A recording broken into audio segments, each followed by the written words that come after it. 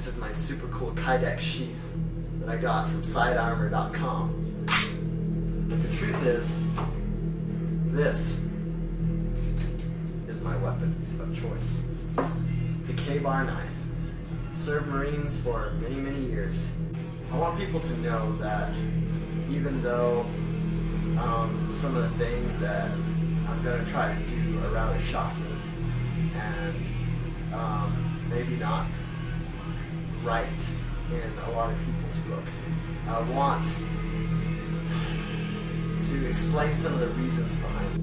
Ricky Rodriguez was born David Moses Zerbe on January 25th, 1975 in Tenerife, Canary Islands. Right from the very beginning, his life was anything but ordinary. His mother, Karen Zerbe, and his stepfather, David Berg, were the leaders of a highly controversial cult called the Children of God, which later became known as the Family International. From the moment he was born, they treated him as if he were extraordinary, a child unlike any other. They even renamed him Richard Peter Rodriguez, but everyone in the cult called him Davidito, the little prince of their movement. The cult believed he was destined for greatness, a messiah-like figure who would one day play a central role in the world's future, a symbol of prophecy and change. Growing up under that spotlight was far from easy. At the commune, Ricky was both adored and isolated. He was constantly the centre of attention, but always under the strict control and observation of the adults around him. Insiders later described his childhood as intensely manipulative and psychologically challenging.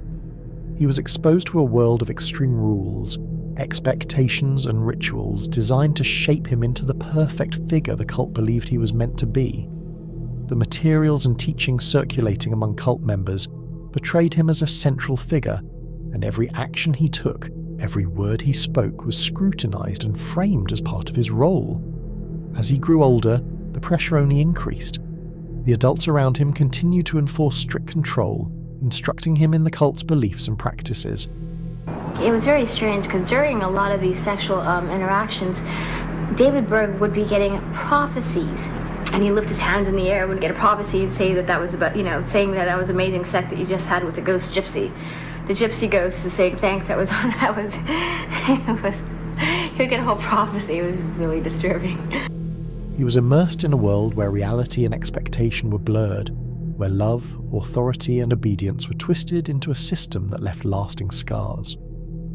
Over time, this constant scrutiny, isolation and manipulation created deep psychological pressure, confusion, anger, fear, and a sense of responsibility that no child should ever have to bear. To the outside world, Ricky Rodriguez seemed like any obedient son, polite, serious, the boy playing prince in a nightmare kingdom. But inside, things were far from ordinary. By the late 1990s, he was wrestling with a bitter confusion. He still believed in the doctrines he'd been raised on, but he carried an uneasy sense that everything around him had gone horribly wrong. In 2000, he quietly left the family and stepped into the wider world for the first time. He married a woman named Elixia Munumel, herself raised in the cult, and together they tried to build something resembling an ordinary life in the Pacific Northwest. In Tacoma, Washington, Ricky worked as a carpenter and fisherman. He was learning slowly what it meant to be just a son, a brother, a husband, living outside the suffocating gaze of the commune. But the ghosts of his childhood didn't stay behind. Solitude wasn't a comfort. It was a mirror, reflecting back all the pain and confusion he had carried for decades. He wrote online on cult forums, desperate to understand and confront what he had experienced. By 2002, he was openly denouncing the legacy of David Berg and the manipulations of the cult. He posted messages vowing that the abuses and secrets of the family would not be forgotten. Friends remember him as gentle, even kind, but haunted, someone carrying a private rage no one could fully see. In 2003, Ricky and Elixia separated. Life outside the cult was hard, and poverty and the weight of his past pressed in on both of them. He realized, painfully, that he couldn't completely escape the shadow of the family. Even ordinary events like Christmas became sources of torment. He learned through relatives that Angela Smith, the woman who had been close to him as a child, was quietly working in a nursing home run by his grandparents in Tucson. Her presence stirred old memories and renewed the psychological weight he had been carrying for decades, making it impossible to leave the past behind. He became obsessed, scribbling her name on scraps of paper, lying awake at night, haunted by the feeling that the wrongs of his childhood had never been addressed. Over the months, the weight of his past and the lack of justice consumed him. By the summer of 2004, he was preparing in secret.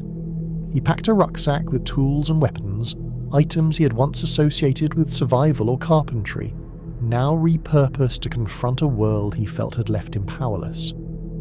Every step was methodical, every decision haunted by decades of abuse, manipulation, and isolation. On January 7th, 2005, Ricky sat alone at his Tucson apartment table. A video camera recorded him. Calm, deliberate, but heavy with sorrow, he spoke into the lens about the rage, grief, and sense of justice that had built inside him for decades. Behind him, a framed photo of him as a baby, a small, innocent boy, looked on. It was a reminder of what had been stolen, a life that had been controlled from day one. Later that night, Angela Smith appeared at his door. I assumed Ricky lured her to the house. What happened inside ended in tragedy. Ricky killed her, and authorities later reported her death. It was a shocking moment, but not sudden. Ricky's actions were the culmination of years of psychological torment, confusion, and anger he could not release any other way. Afterward, he left Tucson, driving east into the desert night. The highway stretched ahead, empty and silent. He checked into a motel in Blythe, California, and made one final phone call to his former wife. His voice was calm but heavy with sorrow. He spoke of his inability to escape the past and asked for understanding, a last connection to a life he had tried and failed to reclaim. In the early hours of January 8th, 2005, Ricky ended his life. He was 30 years old. Found days later in the motel, his death marked the tragic conclusion of a life shaped by manipulation, trauma, and isolation. The cult he'd been born into scrambled to distance itself from the events, but his story remained, a testament to the human cost of abuse, the burden of secrets, and the tragic consequences of a childhood stolen before it even began. And I slept on one of these trundle beds that pulls out from a bunk bed.